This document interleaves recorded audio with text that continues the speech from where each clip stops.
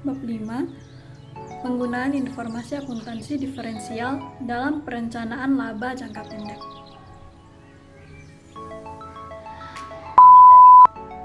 Berhasil atau tidaknya suatu perusahaan pada umumnya ditandai dengan kemampuan manajemen dalam melihat kemungkinan dan kesempatan di masa yang akan datang, baik jangka pendek maupun jangka panjang. Oleh karena itu, adalah tugas manajemen untuk merencanakan masa depan perusahaannya, agar sedapat mungkin semua kemungkinan dan kesempatan di masa depan yang akan datang telah disadari dan telah direncanakan cara menghadapinya sejak sekarang. Dalam perencanaan laba jangka pendek, hubungan antara biaya, volume, dan laba memegang peranan yang sangat penting. Sehingga dalam pemilihan alternatif, tindakan, dan perumusan kebijakan untuk masa depan yang akan datang, manajemen memerlukan informasi untuk menilai berbagai macam kemungkinan yang berakibat terhadap laba yang akan datang. Selanjutnya,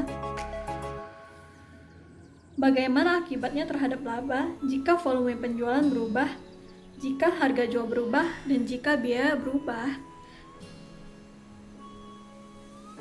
Perencanaan laba jangka pendek yang dilakukan oleh manajemen dalam proses penyusunan anggaran. Dalam proses penyusunan anggaran, manajemen memerlukan informasi akuntansi diferensial yang terdiri dari informasi pendapatan diferensial dan informasi biaya diferensial untuk mempertimbangkan dampak perubahan volume penjualan, harga jual, dan biaya terhadap laba perusahaan. Analisis impas dan analisis biaya volume laba merupakan teknik yang digunakan untuk membantu manajemen dalam perencanaan laba jangka pendek. Selanjutnya, perencanaan laba jangka pendek dan informasi akuntansi diferensial yang diperlukan. Laba kontribusi per unit merupakan laba kontribusi yang dibagi dengan volume penjualan.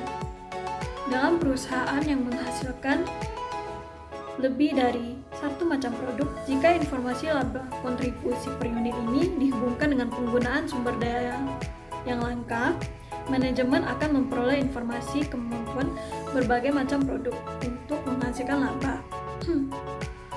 Informasi ini memberikan landasan bagi manajemen dalam pemilihan produk yang mampu menghasilkan laba tertinggi dalam memanfaatkan sumber daya yang langka.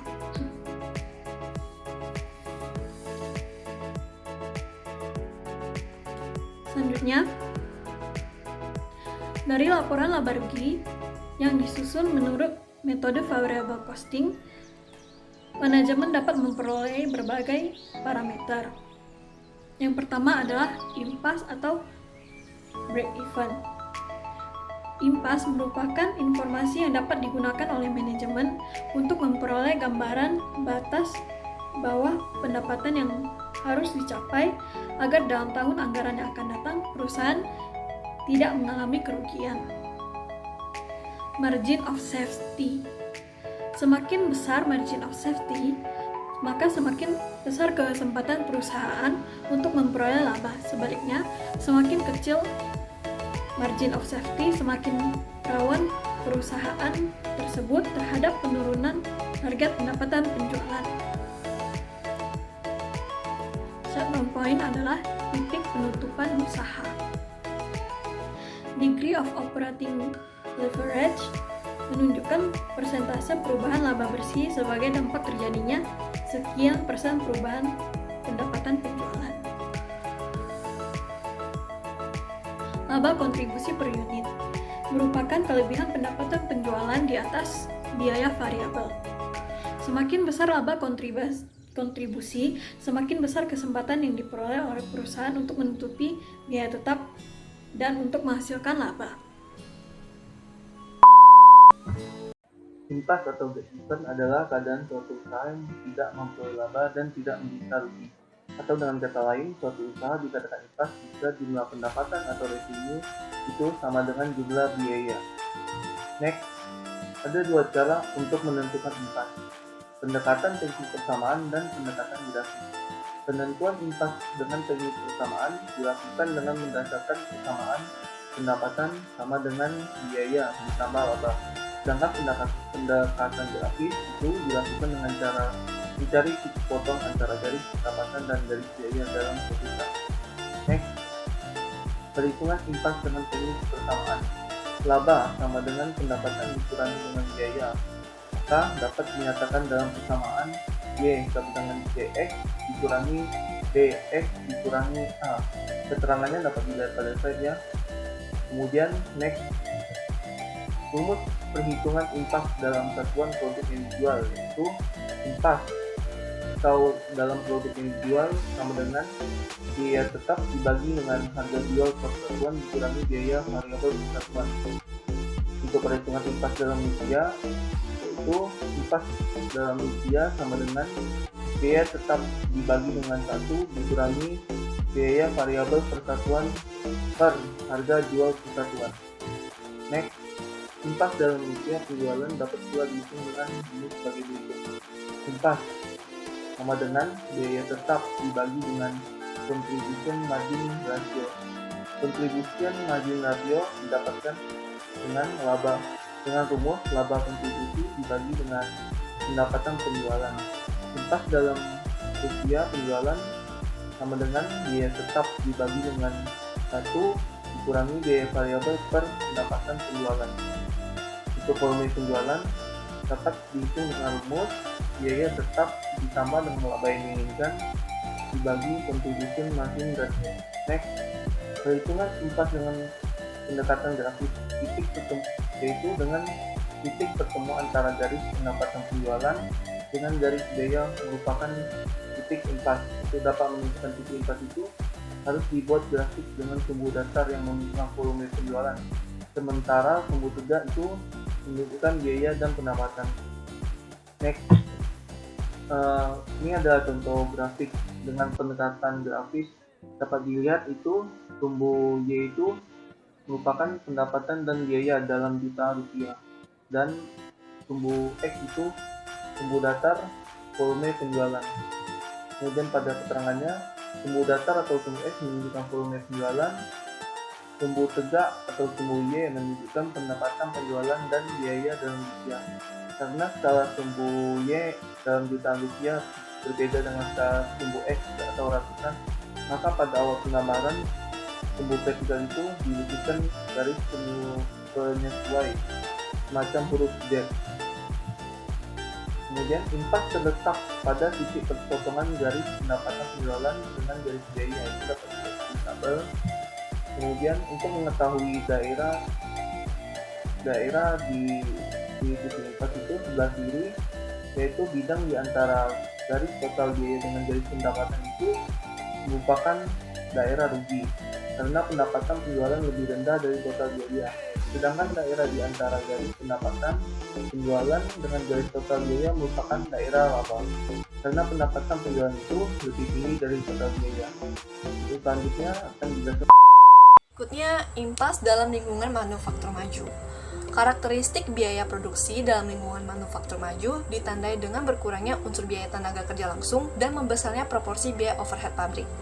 Teknologi manufaktur maju memungkinkan perusahaan melakukan diversifikasi produk yang diproduksi dan menyebabkan semakin besarnya proporsi biaya overhead yang tidak berkaitan dengan unit produk yang diproduksi. Setiap produk yang diproduksi mengkonsumsi non-unit related overhead cost dengan proporsi yang berbeda-beda. Beda perhitungan impas konvensional dan activity based costing terletak pada unsur biaya variabel berdasarkan perilaku biaya dalam hubungannya dengan unit level activity cost saja. Berikutnya, perbedaan antara perhitungan impas konvensional dan activity based costing. Yang pertama, yaitu terletak pada biaya variabel yang digunakan dalam perhitungan impas. Perhitungan impas tradisional menentukan biaya variabel berdasarkan perilaku biaya dalam hubungannya dengan perubahan unit level activity saja. Contoh, variabel biaya overhead pabrik ditentukan berdasarkan perilaku biaya tersebut dalam hubungannya dengan unit level activity, seperti unit produk, jam kerja langsung, atau jam mesin. Di lain pihak, karena proporsi unit related activities seperti batch related activities, product sustaining activities, dan facility sustaining activities menjadi signifikan dalam lingkungan manufaktur maju. Dan setiap produk mengkonsumsi berbagai tipe aktivitas tersebut dengan proporsi yang berbeda-beda. Maka variabilitas biaya dalam activity based costing tidak hanya dihubungkan dengan unit level activity saja, namun juga dengan batch related activities, product sustaining activities, dan facility sustaining activities. Yang kedua, dalam perhitungan impas konvensional, yaitu total biaya terdiri dari biaya tetap dan biaya variabel. Yang ketiga, dalam perhitungan impas berdasarkan activity based costing, yaitu total biaya terdiri dari biaya tetap dan berbagai tipe biaya variabel. Yang berikutnya, grafik laba satuan. Pada umumnya, grafik impas disusun atas dasar total pendapatan penjualan dengan total biaya. Agar manajemen dapat mengetahui pengaruh biaya tetap terhadap biaya persatuan, maka disusunlah grafik laba satuan. Dalam grafik ini digambarkan pendapatan, biaya variabel, dan total biaya persatuan produk. Biaya tetap persatuan berperilaku berubah sesuai dengan perubahan volume kegiatan. Sedangkan biaya variabel persatuan berperilaku konstan, tidak berubah dalam hubungannya dengan perubahan volume kegiatan. Berikutnya akan dilanjutkan oleh teman. Baiklah, saya akan menjelaskan tentang margin of safety. Margin of safety merupakan angka dari selisih antara volume penjualan yang dianggarkan dengan volume penjualan impas, dan juga angka margin of safety memberikan informasi berapa maksimum volume penjualan yang direncanakan perusahaan agar tidak menjadi rugi. Jadi di sini artinya margin of safety itu memiliki kegunaan, yaitu memberikan informasi kepada manajemen untuk mengetahui berapa sih jumlah maksimum penurunan target pendapatan yang boleh terjadi agar proses penurunan tersebut tidak mengakibatkan kerugian pada perusahaan. Sehingga margin of safety ini akan membantu manajemen dalam proses perencanaan laba perusahaan. Next, di sini ada grafik margin of safety. Selanjutnya, titik penutupan usaha atau shutdown point. Titik penutupan usaha atau shutdown point adalah pengambilan keputusan untuk menutup usaha yang dilakukan dengan mempertimbangkan pendapatan penjualan dengan biaya tunai. Manfaat titik penutupan usaha atau shutdown point yaitu memberikan informasi mengenai pada pendapatan penjualan berapa usaha perusahaan secara ekonomis tidak pantas dilanjutkan lagi. Jadi di sini artinya ada beberapa kemungkinan yang bisa diambil oleh perusahaan. Yang pertama, apabila pendapatan penjualan dengan biaya tunai itu sama, maka jika perusahaan melanjutkan usahanya, perusahaan tersebut akan mengalami kerugian pada biaya tetap. Itu pun juga apabila perusahaan tidak melanjutkan usahanya, juga akan mengalami kerugian pada biaya tetap. Kemungkinan yang lain, apabila pendapatan penjualan dengan biaya tunai itu memiliki selisih di mana pendapatan penjualan lebih rendah dibandingkan biaya tunai, maka perusahaan harus menutup usahanya. Jika ia menutup usahanya, maka perusahaan hanya akan mengalami kerugian pada beban biaya tetap. Dan apabila perusahaan ingin melanjutkan usahanya, maka perusahaan akan mengalami kerugian pada biaya tetap dan biaya tunai. Mengapa? Karena perusahaan harus menutupi selisih dari pendapatan penjualan dengan biaya tunai. Sekian dari saya. Yang selanjutnya adalah degree of operating reference. Degree of operating reference memberikan ukuran dampak perubahan pendapatan penjualan terhadap laba bersih pada tingkat penjualan tertentu. Degree of operating reference menggunakan rumus laba kontribusi dibagi dengan laba bersih. Laba kontribusi berubah sebanding dengan perubahan pendapatan. Dengan demikian, setiap perubahan pendapatan penjualan dapat diketahui dengan cepat dampak perubahannya terhadap laba bersih dengan menggunakan angka degree of operating reference. Yang selanjutnya ada perhitungan impas yang diketahui dengan menggunakan rumus impas sama dengan biaya tetap dibagi contribution margin ratio. Dan selanjutnya adalah asumsi yang mendasari analisis impas. Yang pertama, variabilitas biaya dianggap akan mendekati pola perilaku yang diramalkan. Yang kedua, ada harga jual produk dianggap tidak berubah pada tingkat kegiatan. Yang ketiga, kapasitas produksi pabrik dianggap relatif konstan. Yang keempat, harga faktor-faktor produksi dianggap tidak berubah. Yang kelima, efisiensi produk dianggap tidak berubah. Yang keenam, perubahan jumlah persediaan awal dan akhir dianggap tidak signifikan. Yang ketujuh, komposisi produk yang akan dijual dianggap tidak berubah. Dan yang kedelapan dan terakhir adalah anggapan yang paling pokok, yaitu bahwa volume merupakan faktor satu-satunya yang mempengaruhi biaya. Yang selanjutnya adalah analisis biaya, volume, dan laba. Analisis impas memberikan informasi tingkat penjualan minimum yang harus dicapai suatu usaha agar tidak mengalami kerugian. Dan selanjutnya, analisis impas menyajikan informasi untuk perencanaan volume penjualan. Analisis impas merupakan salah satu bentuk analisis biaya, volume, laba, karena untuk mengetahui impas maupun margin of safety perlu dilakukan analisis tersebut terhadap hubungan antara biaya, volume, dan laba. Selanjutnya akan dijelaskan oleh teman. Sekarang saya akan menjelaskan analisis biaya, volume, dan laba. Jadi sebelumnya kita akan membandingkan analisis biaya, volume, laba ini BVL terhadap analisis impas terlebih dahulu.